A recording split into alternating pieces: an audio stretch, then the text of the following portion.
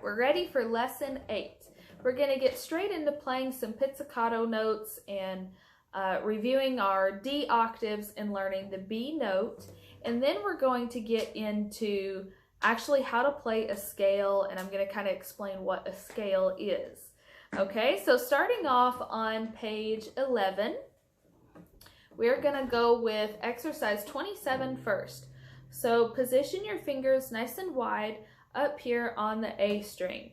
So you're listening for the D octave there. They should sound very similar if your cello is nice and tuned up. Okay, so starting on high D, we go D, D, and then open D. High D, and then C sharp. Remember that third finger there is your C sharp. Pinky is still hovered here. So D, D, C sharp, rest. D, D, open D, D, C sharp, D, rest.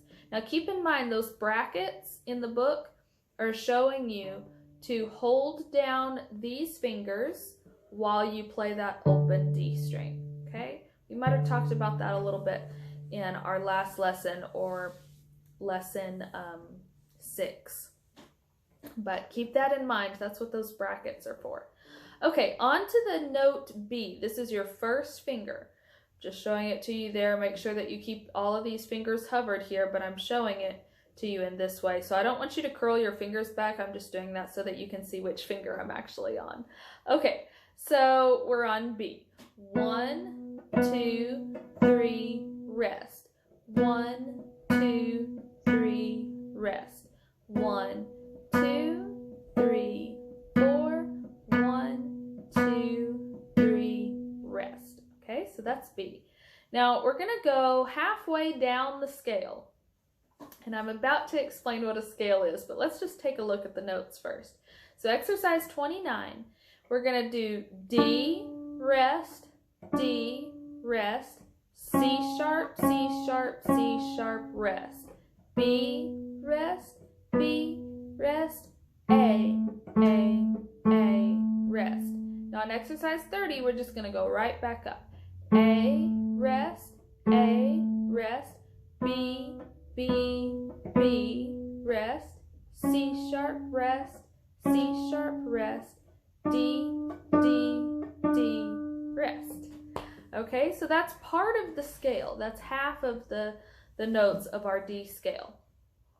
So 4 notes, full scale is 8 notes. So a scale is a sequence of notes in ascending or descending order. It's like a musical ladder. Okay, each note is the next consecutive step of the scale. This is your D scale. The first scale we're learning is the D scale. The first and last notes are both D. So our first note is open D, and then we move up. Okay, so on here, on this exercise, they have you start with the highest note of the scale. So we're starting with this note, that D right there. And then we're going to come backwards and play all the way to open D. Okay, so here we go. D, D, D, rest. C sharp, C sharp, C sharp, rest. B, B, B, rest. A, rest. Now you're over here on the D string, 4 fingers down. G, G, G, rest. F sharp, F sharp, F sharp, rest. E, E, E, rest. Open D, D, rest. Okay? So that was the full D scale. Now you'll notice in the key of D, we call a scale, if we're playing a song and there's a particular scale within that song, we call this the key of. Okay, so we are in the key of D. Okay, so in the key of D, when you're playing the D scale or any song that uses this set of notes, you will play F sharps and C sharps. So there won't be F naturals like that, finger 2. You'll use a finger 3 to get F sharp. And over here, you won't use finger 2 to get C natural. You use finger 3 to get C sharp. if you play naturals there and you play a flat in the first finger, you get a different scale. You get a D minor scale. And we'll go over minor scales in book 2.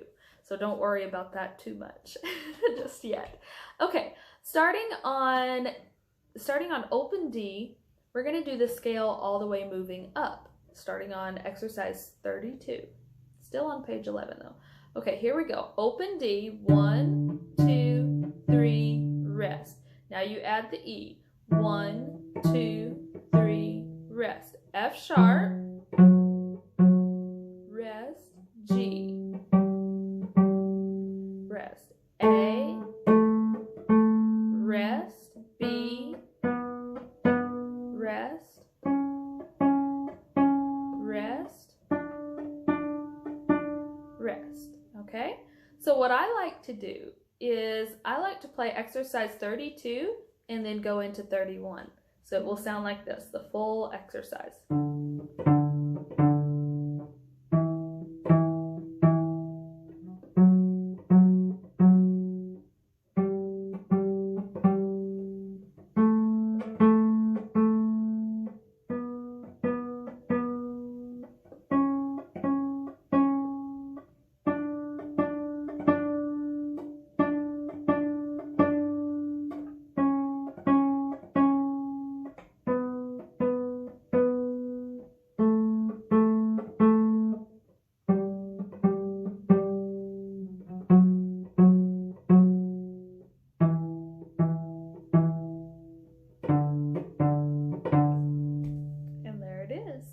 So you have moving up from the open string all the way up to the higher D. And that is the full D scale. All right, so that is lesson 8 pizzicato. Now let's move over here to page, let's see, page 16. Okay, no, not page 16. Actually, yes, page 16. I'm lost. Okay, on to page 16. So I want you to review your D string note with your bow.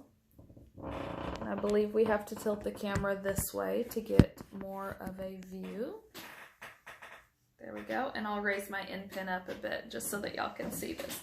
Okay, so you want to make sure that your bowing is very, very straight and you're really keeping everything right in line there. I'm going to lower my music stand a bit because y'all still can't see my bow. It's not good. There we go. All right. Okay. Okay, now y'all can see. Yes. Okay. All right. So from here, you can really see my arm and my bow on the string. Okay, so I just want to quickly review, make sure that this way, that's down bow. And then this way, that's up bow. Okay, so down, up, down, up.